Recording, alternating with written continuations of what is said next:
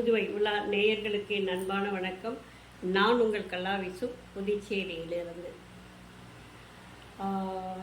சென்னை அண்ணாமலை யூனிவர்சிட்டியில் ஒரு பெண், அந்த பெண் பாலியல் பலாத்காரம் செய்யப்பட்டு ஒரு தர்ம சங்கடமான ஒரு நிலைமைக்கு ஆளாக்கப்பட்டிருக்கிறாள் அந்த பெண். அவங்க காதலனோட ஒரு கொஞ்சம் மறைவான இடத்துல உட்காந்து பேசிகிட்டு இருக்கும்போது வேறு ஒருத்தன் வீடியோ எடுத்து அதை காட்டி மிரட்டி அவங்கள அது மாதிரி பண்ணியிருந்திருக்கான். இந்த மாதிரியான நிகழ்வுகள் தொடர்ந்து நடந்துக்கிட்டே இருக்குது. அதுவும் இந்தியாவில் நம்ம அயல் நாட்டுக்கெல்லாம் போனோம்னா, என்ன உங்கள் இந்தியாவில் இந்த மாதிரி இருக்குது அப்படின்னு கேட்கக்கூடிய அளவுக்கு ஒரு கட்டத்தில் இந்தியாவுக்கு வர்றதுக்கே பெண்கள் பயப்படுற அளவுக்கு இது நடக்குது, தொடர்கதையாக நடந்துக்கிட்டு இருக்கு. அப்படிங்கிறது ரொம்பவே கொடுமையான ஒரு விஷயம். அதுவும் இந்த பெண் அந்த 3 நாட்கள் அப்படின்னு அது மாதிரி இருக்கேன்னா என்னை விட்டுடுங்க அப்படின்னு சொல்லி கெஞ்சிருக்கு. இதை பார்த்தோன்னே எனக்கு பாஞ்சாலி ஞாபகம் வந்தது. அவளும் அன்றைக்கு நான் ஓராடையில் இருக்கிறேன், என்னை விட்டுடு அப்படின்னு சொல்லி கெஞ்சுவாள். ஆனால் அதை விடாமல் அவங்கள சபைக்கு கூட்டிகிட்டு அவங்களுடைய மேலாடையை பிடித்து இழுத்தது. இது ஒரு பெண்ணுடைய கண்ணீர் சும்மா விடவே விடாதுங்க. நான் சொல்கிறேன், எத்தனையோ பெண்கள், எத்தனையோ நிர்பயாக்கள், எவ்வளவு கஷ்டம் இன்னும் அந்த பெண்கள் அனுபவிக்க வேண்டும் அப்படிங்கிறத நினச்சாலே என் மனசு ரொம்ப கொடுமையாக இருக்குங்க.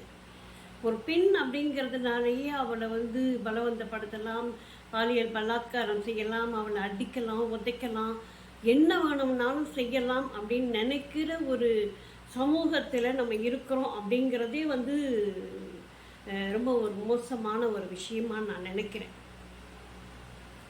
ஆணும் பெண்ணும் நிகரென கொள்வதால் அறிவிலோங்கி வையம் தழைக்கும் அப்படின்னு சொன்னான் பாரதி. ஆனால் இன்று வரை அது நடைமுறை சாத்தியமே இல்லாத ஒரு நிகழ்வாக தான் நடந்துக்கிட்டு இருக்கு. என்ன ஒரு துணிச்சல்! யார் வீட்டு பொண்ணு எப்படி உனக்கு தொடறதுக்கு மனசு வருது? அவங்க காதலனோட எப்படியோ இருந்துட்டு போட்டு, என்னவோ பேசிட்டு போட்டு, உனக்கு என்ன வேண்டியிருக்கு? உனக்கு என்ன உரிமை இருக்குது?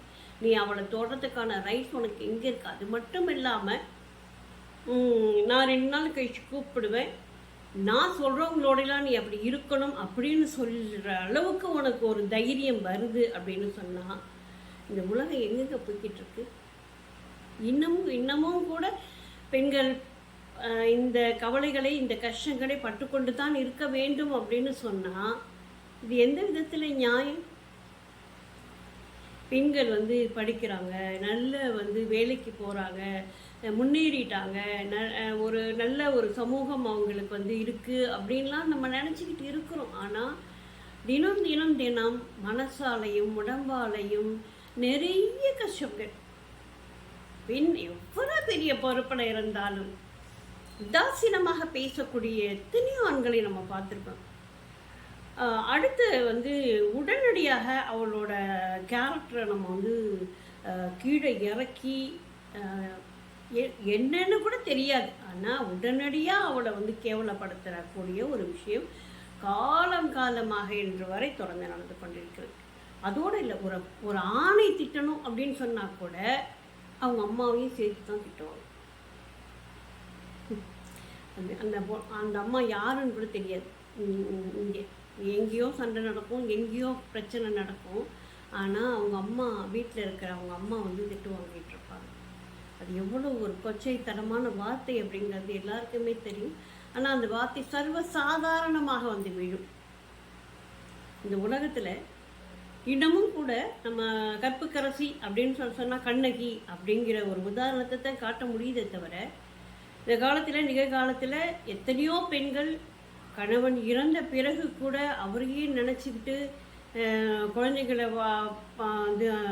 அவங்களுடைய வாழ்க்கையை முன்னேற்றணும் அப்படின்னு நினச்சிக்கிட்டு தேஞ்சி வாழ்கிற பெண்மணி கூட ரொம்ப சர்வசாதாரணமாக அவளை பற்றி தெரியாதான்னு சொல்லிட்டு போய்கிட்டே இருப்பாங்க. இதில் வந்து ஆண்கள் மட்டும் இல்லைங்க, பெண்களும் சரிக்கு சரியாக பேசுகிறார்கள் அப்படிங்கிறது வந்து இன்னொரு பொண்ணை பேசுதுன்னா இந்த பெண்களுக்கு ரொம்ப சந்தோஷம். அது தனக்கு நேரும் போது தான் ஐயோ என்னை இப்படி பேசிட்டாங்க அப்படின்னு சொல்லி. இன்னொருத்தருக்கு பேசும்போது நமக்கு வலிக்கணும். நம்முடைய இனம் நம்ம வந்து பேசக்கூடாது, எல்லாரும் பாதுகாப்பாக இருக்கணும், எல்லாரும் ஒருத்தருக்கு ஒருத்தர் ஒற்றுமையாக இருக்கணும் அப்படிங்கிற ஒரு உணர்வு என்னைக்கு வருதோ அன்னைக்கு தான் இதெல்லாம் நிற்கும். இன்னைக்கு ஒரு பெண்ணுக்கு நடந்திருக்குங்க.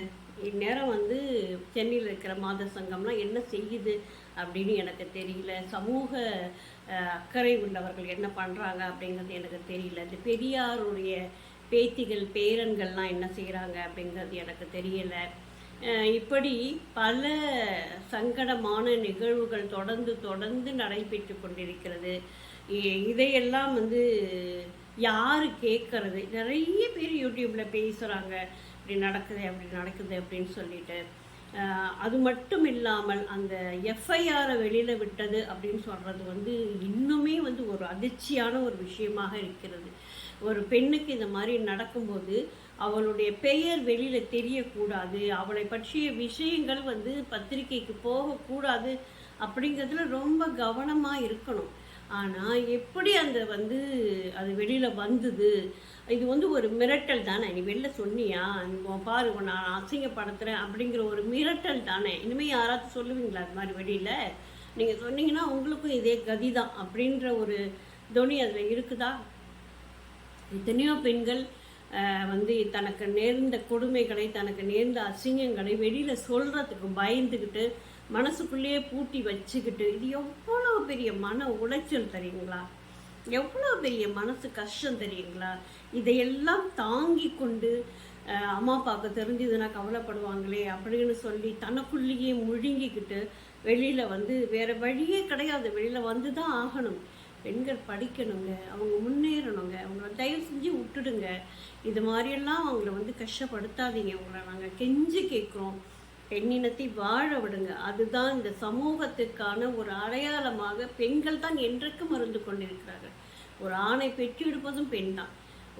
ஒரு ஆணுக்கான அடையாளமே பெண் தான் கொடுக்குறா. அப்படிங்கும்போது அவளை மதிக்காத உலகம், அவளை மதிக்காத சமூகம் முன்னேறியதாக சரித்திரம் இல்லை. இது வந்து வரலாற்று உண்மை. பல வரலாறுகளை எடுத்து பாருங்க, தெரியும். அப்போ வந்து எங்கே முதல்ல அடி விழுது அப்படி பெண்ணால் தான். ஆவதும் பெண்ணாலே அழிவதும் பெண்ணாலேன்ட்டு ஒரு பெண்ணை தொட்டு நீ எவ்வளோக்கு எவ்வளோ அசிங்கப்படுத்துறியோ நீங்கள்லாம் அழிவீங்க. நிச்சயமாக உங்களுக்கான கதி கடைசியில் இதுதான் நடக்கும்.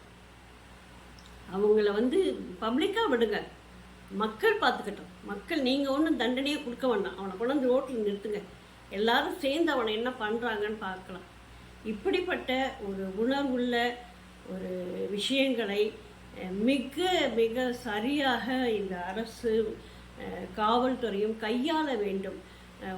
பெண்களை வந்து மறுபடியும் வீட்டுக்குள்ளே திரத்திடாதீங்க, வீட்டுக்குள்ளே ஒடுக்கிடாதீங்க அப்படிங்கிறது என்னுடைய தாழ்மையான வேண்டுகோளாக நான் வைக்கிறேன். நன்றி, வணக்கம்.